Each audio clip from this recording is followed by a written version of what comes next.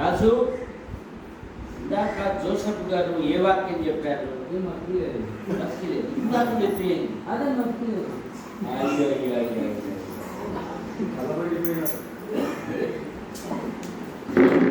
ప్రభు అయిన యేసుక్రీస్తు వారు యోహాను సువార్తలో భూమి మీద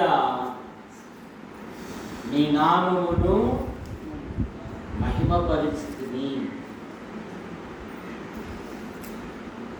దేవునికి మహిమ రావాలి అంటే మనమేమి చేయాలి? మత్తయి సువార్త 5వ అధ్యాయం 16వ వచనం. మనుష్యులు మీ సత్క్రియలను చూసి పరలోకమందున్న మీ తండ్రిని మహిమపరచునట్లు వారి ఎదుట మీ వెలుగును ప్రకాశింపజేయుడి. పరలోకమందున్న దేవుడు మహిమపరచబడునట్లు రక్షించబడిన మన ఆధ్యాత్మిక జీవితములో విశ్వాసమునకు కర్తయు దాన్ని కొనసాగించువాడునైనా యేసుక్రీస్తు వైపు చూచుచు మన ఎదుట ఉంచబడిన పందెమును ఓపికతో కొనసాగుతున్న మన ఆధ్యాత్మిక జీవితములో దేవునికి ఎలాగూ మహిమ తీసుకురాగలము? ఒకటి, దేవునికి కృతజ్ఞతాస్తుతులు చెల్లించడం వలన దేవునికి మహిమ తీసుకురాగలము. లూకా సువార్త 17వ అధ్యాయంలో 10 మంది కుష్ఠరోగులు ఉన్నారు. వారు వెలుపల ఉన్నారు. రక్షకుడు ఆ మార్గమును వస్తూ ఉన్నారు. 10 మంది ఏక శబ్దముతో ఏక కంఠముతో, అయ్యా మమ్మల్ని బాగు చేయవా అన్నారు. యేసు ప్రభు వారు మీరు దేవాలయమునకు వెళ్ళండి అన్నారు. వారు మార్గ మధ్యంలోనే ఏమయ్యారమ్మా? అయ్యా పప్పు అయితే చేస్తా కానీ ఇదైతే అడగాకయ్యా అంటున్నారు. వారు మార్గ మధ్యంలోనే శుద్ధులయ్యారు. శుద్ధపరచబడినప్పుడు వారు ఏం చేయాలి? దేవుణ్ణి స్తుతించడానికి రావాలి. చాలా మంది రక్షించబడ్డారు, ప్రభువులలో పాలు పొందుతూ ఉన్నారు, జీవితాలు బాగుపడినాయి అనుకుంటున్నారు, తిరిగి లోకంలోకి వెళ్ళిపోతా ఉన్నారు. జాగ్రత్త. నీ ఆధ్యాత్మిక జీవితంలో రక్షించబడి ఎన్ని సంవత్సరాలై, ప్రభువులలో కొనసాగుతూ ఎన్ని సంవత్సరాలై నువ్వున్న స్థలములో దేవునికి మహిమకరంగా ఉన్నావా? వారిలో ఒకరికి స్వస్థత కలుగుట చూసి వాడు దేవుని మహిమపరచుచు పరిగెత్తుకొని వచ్చి ఆయన మీద, ఆయన పాదముల మీద పడి ఆయనకు కృతజ్ఞతాస్తుతులు. వాడు సమరేయుడు. నీ ఆధ్యాత్మిక జీవితంలో దేవుడు చేసిన మేళ్లను బట్టి నువ్వు ప్రభువును స్తుతిస్తున్నావా? నువ్వు ప్రభువును ఘనపరుస్తున్నావా?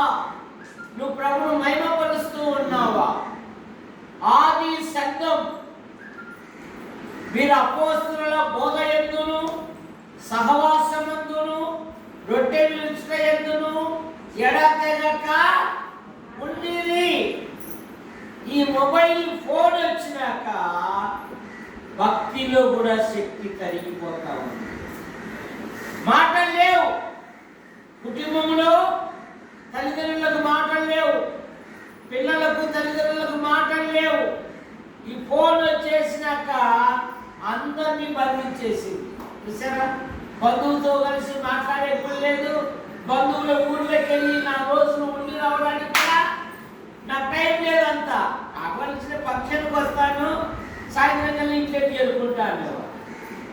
కానీ మా చిన్నప్పుడు బంధువుల ఇంటికి పోతే ఒక వారము, 4 రోజులు, 10 రోజులు అలా ఉండేవాళ్ళు. కారణం ఏమంటే ప్రేమ తగ్గిపోతాడు. కానీ నీ ఆధ్యాత్మిక జీవితంలో దేవుడు చేసిన మేలను బట్టి నువ్వు ప్రభుని స్తుతించాలి.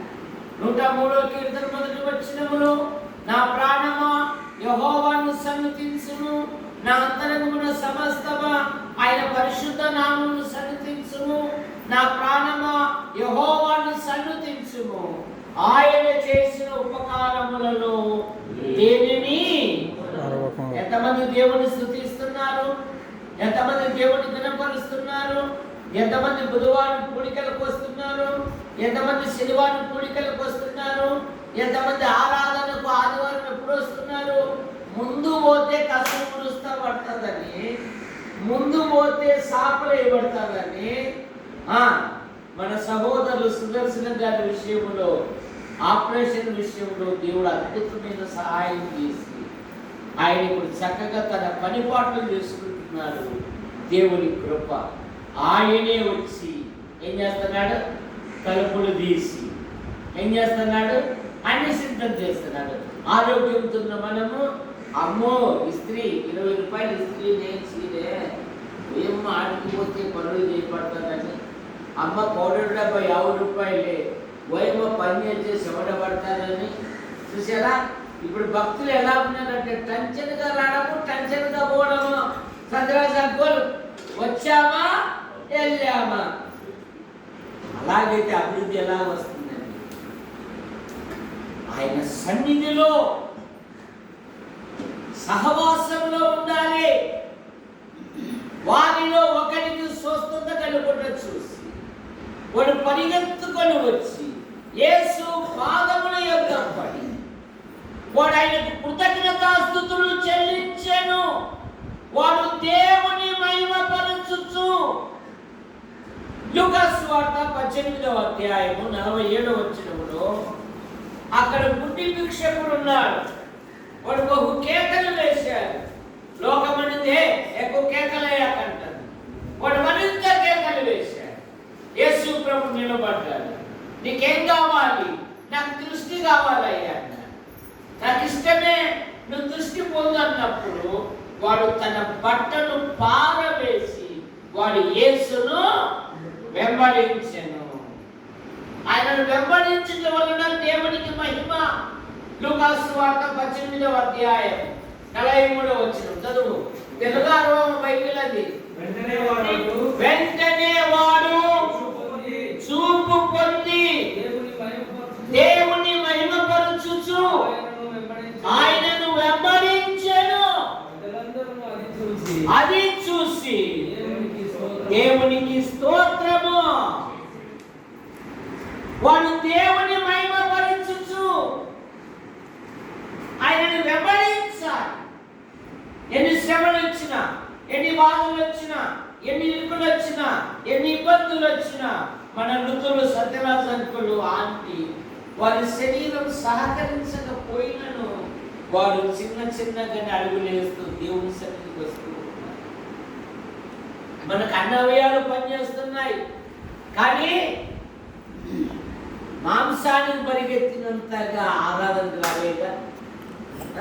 గడివేమలకు పరిగెత్తుతాం. ఎక్కడ పరిగెత్తాం? అది తీసుకో.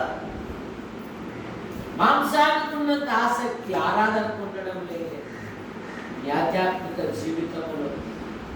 కానీ కోరాకు కుమారుడు తుప్పి నీటి వాగుల కొరకు ఆశపడినట్లు దేవాన్ని కొరకు నా ప్రాణము ఆశపడుతున్నది. నేను ఎప్పుడు దేవుని సన్నిధికి వచ్చేదను, నేను ఎప్పుడు ఆయన సన్నిధిలో కనబడేదను. కారణమేమి? కోరాహు, అబీబు, దాతాను అతని సమూహము పోగై దేవుని మీద తిరుగుబాటు. 7 వింతల్లో ఒక వింత అన్నట్టుగా భూమిని నెలవిడిచి వారిని సజీవంతో నిండివేస్తే ఆ తండ్రుల యొక్క దుష్ట సలహాకు కుమారులు ఏకీభవించలేదు. అందుకని దేవుడు వారిని దేవాలయంలో పాట పాడడం గాయకులుగా పెడితే అంటున్నారు, దుప్పి నీటి వాగుల కొరకు ఆశపడినట్లు దేవా నీ కొరకు నా ప్రాణమా. ఇది సంఘం, ఇది దేవుడిది, వ్యక్తులది కాదు. పౌరులకు సమూయేలు యెహోవా సన్నిధిలో ఉండి ఏం చేశాడమ్మా? పరిచయం చేశాడు. ఏం చేశాడు? ఎవరికి? యెహోవాకు. మందిరంలో చేసే ప్రతి పని ఎవరు చేసినట్టు? అది సకల సాగులు చేసినట్టు. అందుకే నేను ముందు బాగా ఏమి వాళ్ళ ఇంట్లో పిల్లలు లేరు. బాలుడకు సమూయేలు దేవుని సన్నిధిలో ఉండి ఎప్పుడైతే పరిచర్య చేశాడో దైవజనుడయ్యాడో. ఏమయ్యాడు? సౌలు పరివారు సాక్ష్యం ఇస్తున్నారు, ఈ పట్టణంలో ఒక దైవజనుడు ఉన్నాడు, అతడు బహుగనుడు, అతడు చెప్పు మాటలో ఏదియో తప్పిపోలేదు. దేవుని సన్నిధిని విడిచి పారిపోయిన యోనా ఏమనిపించుకున్నాడమ్మా? ఏమనిపించుకున్నాడు? నువ్వే చెప్పు సార్ అంటే ఏమంటుంది? ఓ నిద్రపోతా, నీకేమొచ్చింది? నీ దేవుడికి ప్రార్థన. ఆ నాయకుడు అడిగాడు, నీ వృత్తి ఏమని? నా వృత్తి ఆకాశములకు భూమికి సృష్టికర్త అయిన యెహోవా సేవకుడు అంటున్నాడు. బడాయి మాత్రం బానే ఉంది. మన బడాయి మాత్రం చెప్పుకోవాలంటే చాలా ఉంది. కానీ ఆ ఓడలో ఉన్నవారు వారి దేవతలకు ప్రార్థన చేస్తారంటే నిజ దేవుడు ఎరిగిన వాడు.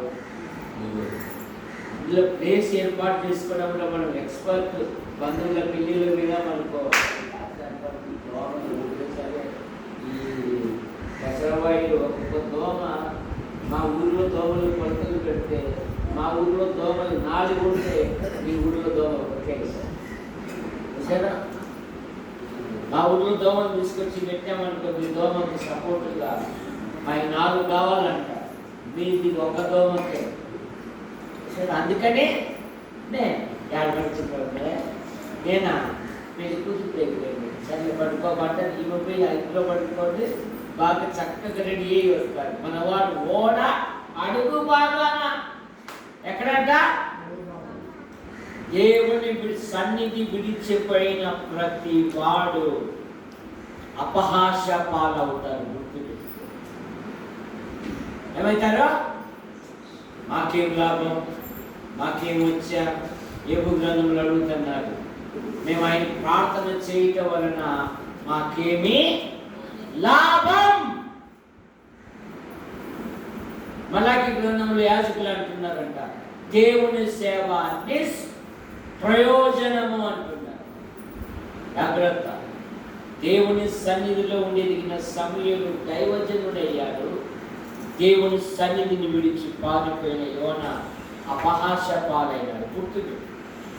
మూడవ మాట మనం ఫలించడం వలన దేవుడు మహిమపరచబడతాడు. యోహాను సువార్త 15వ అధ్యాయం, అదే 15వ అధ్యాయం. మన రాయలసీమ భాషలో 15, ఆంధ్రాలో 15. 15వ అధ్యాయము 8వ వచనము, మీరు బహుగా ఫలించుట వలన నా తండ్రి మహిమపరచబడును. మీరు బహుగా ఫలించుట వలన. యోసేపు జీవితములో సొంత సోదరులే అసూయపడ్డారు. సొంత సోదరులే హత్య చేయడానికి వెనకాడలేదు. సొంత సోదరులే కుండలో పడేశారు. సొంత సోదరులే ఐగుప్తులకు అమ్మివేశారు. కానీ యోసేపు జీవితములో ఆయన నామము కొరకు ఎన్ని శ్రమలు వచ్చినా, ఎన్ని బాధలు వచ్చినా, ఎన్ని ఇరుకులు వచ్చినా, ఎన్ని ఇబ్బందులు వచ్చినా యోసేపు దేవుని కొరకు నిలబడ్డాడు. పోతీఫెరు భార్య యోసేపు మీద కన్నేసి అని ఉంది. ఏమేసి? ఆయన మీద కొంచెం కన్నేగా వాళ్ళకు సరిగ్గా ఉండలేదు. ఎన్నో ప్రయత్నాలు చేసిందంట పోతీఫెరు భార్య. కానీ యోసేపు ఏమంటాడో తెలుసా? నిన్ను తప్ప నా యజమానునికి నేను చేసేది నాకు అప్పచెప్పాడంట. మరొక మాట అంటాడు, దేవునికి విరోధముగా ఎలాగో మూట. మన రాయలసీమ భాషలో సమస్యలు వచ్చినప్పుడు, కొట్లాటలు వచ్చినప్పుడు మనకు కానివానే మూట కట్టుకొని పోతావురా కొడక అంటారు కదా. ఏమంటాము? పోతావురా మూట కట్టుకొని. ఇప్పుడంతా టెక్నాలజీ పెరిగింది. చిన్నప్పుడు మా అబ్బ చనిపోతే కత్తెర బట్ట తెచ్చి ఆడ మూట కట్టేసుకుని తీసుకుని పోయేటోడు. ఏదంటే అబ్బ చనిపోయినాక మూట కట్టుకొని తీసుకోవడమే అని. యోసేపు అంటున్నాడు, దేవునికి విరోధముగా నేను ఎలాగూ మూట. అందుకని బానిస అయిన వాడు ఐగుప్తు దేశమునకు దేవుడు కూర్చొని. విశ్వాసి జీవితములో ఎన్ని శ్రమలు వచ్చినా, ఎన్ని బాధలు వచ్చినా, ఈ లోకంలో ఉన్నప్పుడు మనం లోకం వైపు చూడకూడదు, కానీ ప్రభు వైపు చూడాలి. మోషేని గురించి అల్పకాలము పాపభోగము అనుభవించుట కంటే ఐగుప్తు కన్యకలు యోసేపు మోషేని ఏ విధము చేత నన్ను పాడు చేయాలని ఎన్నో ప్రయత్నం చేశారు. కానీ మోషే దేవుని ప్రజలతో శ్రమ అనుభవించుట మేలు. మోషే దేవుని యందు దృష్టి పెట్టాడు. అందుకనే మోషేను దేవుడు నాయకుడిగా చేశాడు. యవన జీవితం చాలా విలువైనది. నీ దేహముతో దేవుని కనపరచు అంటున్నాడు. మీరు బహుగా ఫలించటం వలన నా తండ్రి. యాకోబు జీవిస్తూ యోసేపుని గురించి ఏమన్నాడు?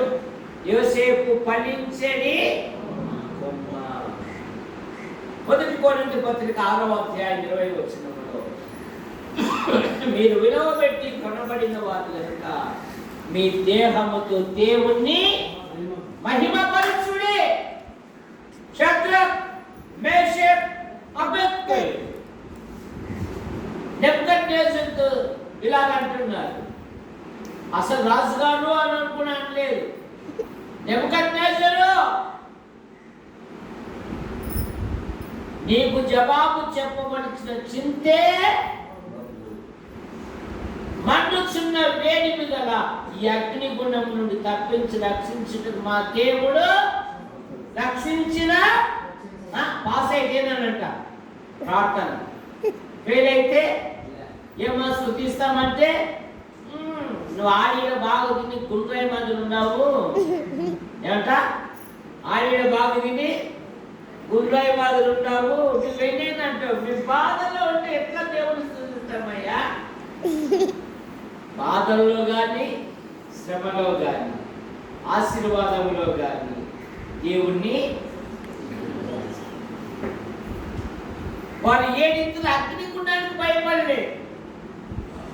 వారు తమ దేహములను అప్పగించి నా చేతిలో నుండి విడిపించే దేవుడు ఎక్కడ అన్న నోటితో వారి విశ్వాసముగా ఏమని విడిపించారు? ఏమని రాజుగారు ఏమన్నారు? నేను నైట్ డ్యూటీ పేయించినప్పుడు నేను నిద్రపోకుండా ప్రార్థనకు వచ్చిందని అడుగుతావా అంటున్నాడు మనవాడు.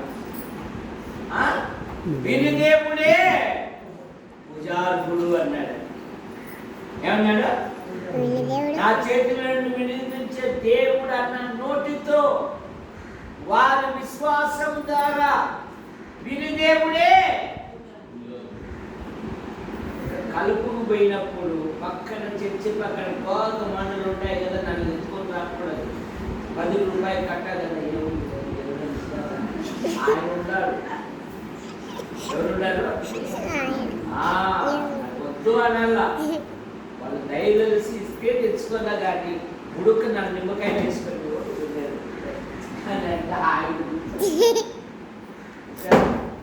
ఉన్న పేరు పాడైపోతారు. క్రైస్తవుడు అంటే నిందలేని వాడు, క్రైస్తవురాలు అంటే నింద.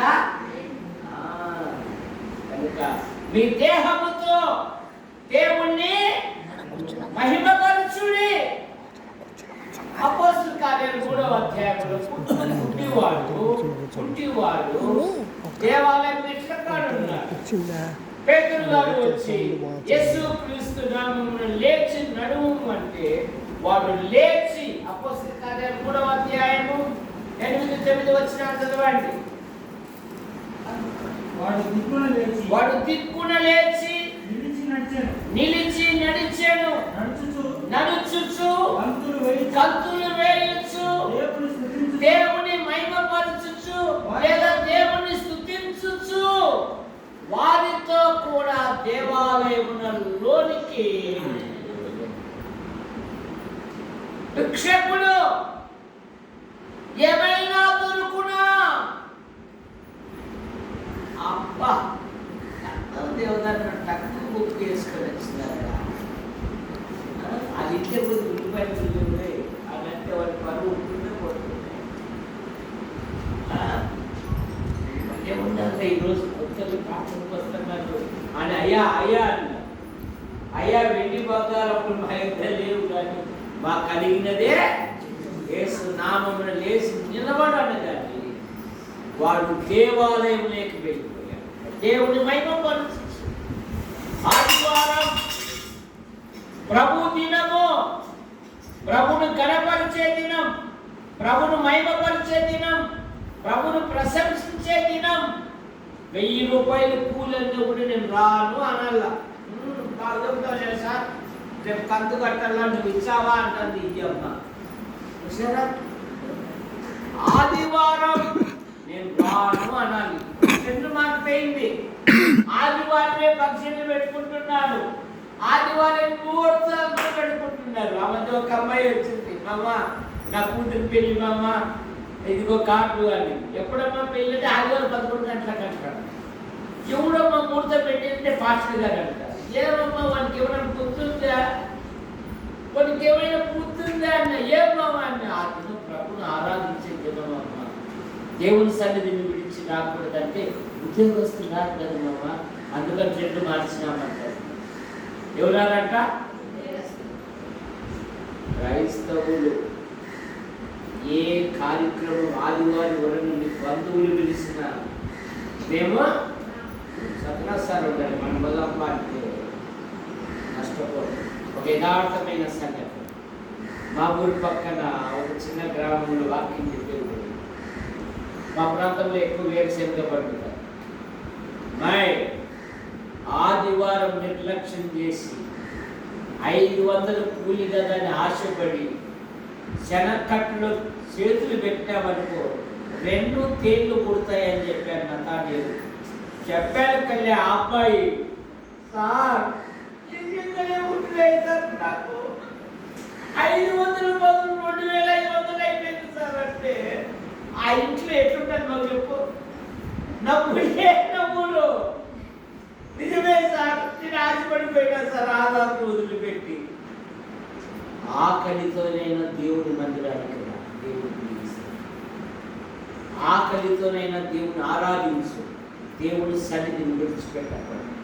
నిహమ్య గ్రంథంలో అక్కడ ఉన్న వాళ్ళు తీర్మానం చేసుకున్నారు, మేము మా దేవుని మందిరమును విడిచిపెట్టాం, మేము రాము అనాలి. ఏమనాలి? పోతాంలే, మేము రాము. ఆదివారం ఏ కార్యక్రమమైనా మన ఆరాధన తర్వాతే నాకు, ఎందుకంటే మనకంటే ముందు మన ప్రభు స్తుతుల మీద ఆసీనుడై ఉంటాడు. చంటి పిల్లల స్తుతుల మూలాన్ని నువ్వు ఆశ్రయదుర్గమును స్థాపించితివి. మరొక మాట, దేవునికి ఇచ్చుట వలన దేవుడు మహిమపరచబడతాడు. 2వ కొరింథీ పత్రిక 9వ అధ్యాయము, ఇంకా 2 మాటలే, ఎందుకంటే చేసిన అన్నం సలాలిపోతుంది అంటున్నాడు ఆయన. 9వ అధ్యాయం 13వ వచనం. 2వ కొరింథీ 9:13. ఏలయనగా క్రీస్తు సువార్తను అంగీకరింతురని ఒప్పుకొనుట యందు మీరు విధేయులైనందు చేత వారి విషయమును అందరి విషయమును ఇంత ఔదార్యముగా ధర్మము చేసినందున ఈ పరిచర్య మూలముగా మీ యోగ్యత కనబడినందున వారు దేవుణ్ణి మహిమపరుచుచున్నారు. ఎలాగనగా ఈ సేవను కూర్చిన పరిచర్య పరిశుద్ధుల అక్కర్ల సహాయము కలుగుతూ మాత్రమే కాకుండా అనేకులు దేవునికి కృతజ్ఞతాస్తుతులు చెల్లించు మూలముగా విస్తరించుచున్నది. ఎలాగనగా క్రీస్తు సువార్తను అంగీకరించుమని ఒప్పుకొనుట యందును మీరు విధేయులైనందున వారి విశ్వాసమును అందరి విషయమును ఇట్టి ఔదార్యమును ధర్మము చేసినందున ఈ పరిచర్య మూలముగా మీ యోగ్యత కనబడినందున వారు దేవుణ్ణి మహిమపరచబడుతున్నారు. దేవునికి ఇచ్చుటలో ఎంతమంది ఇస్తున్నారు నమ్మకంగా? ఎంతమంది నమ్మకంగా ఇస్తున్నారు? మా దగ్గర ముస్లింలు ఉన్నారు, వాళ్ళని ఆడబట్టి చెక్కితే ఆ చిక్కుకోని తిరుగుతారు. అయ్యా ఒకప్పుడు నీ వయసులో కూడా అట్లా తిరిగినాము. ఇదిగో దశమభాగం పట్టుకొని ఇప్పుడప్పుడు వాళ్ళు ఈ లోకం విడిచి ప్రభుత్వం తిరిగిపోతారు.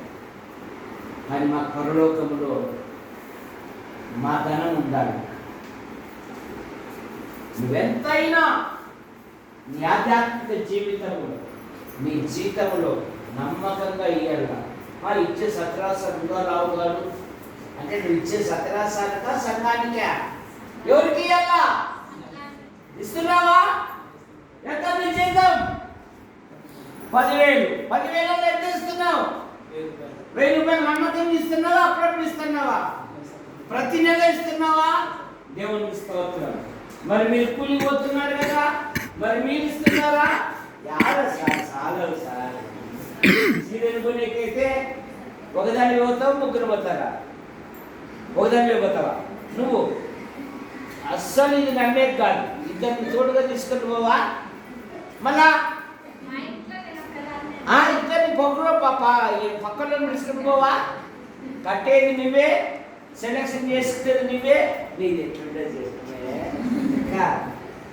కలర్కి ఏం బాగుంది అసలే కడుతుంది. నీతో కలుగుతుంది సరే.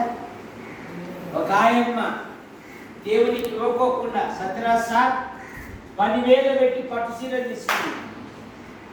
దేవునికి ఇవ్వకుండా అట్లా ఫంక్షన్ పోయించింది భద్రాస్తిలో. ఇంకా పట్టు చీర వెంటనే బిరువాలో పెట్టబడుతుంది కదా, ఆదాయాలు కదా అని ఎండకాలేసింది. ఆ వీధులు కూడా ఆవులు తిరుగుతుంటాయి కదా, దాన్ని కూడి పెడతారు ఆహారం. ఆ వీధులు కూడా తిరుగుతుంటే పచ్చడి కనపడింది. నాకు పల్లె దొరికింది లేని ఆమె లోపల